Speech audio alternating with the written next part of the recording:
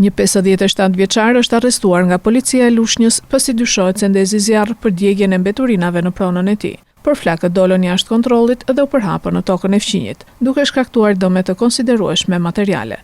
Në përpjekje për të shuar zjarrin, pësoi djegje i zoti i pronës, fqinji i autorit.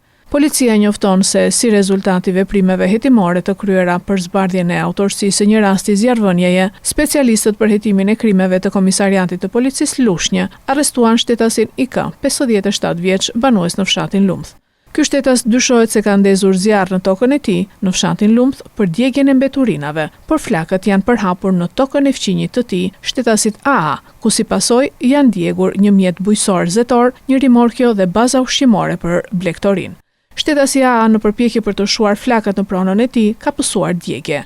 Ai mori mjekim në spitalin e Lushnjës dhe është jashtë rrezikut për jetën. Materialet procedurale ju referuan prokurorisë pranë gjykatës së shkallës së parë të jurisdiksionit të përgjithshëm Fier për veprën penale shkatërrimi pronës me zjarr.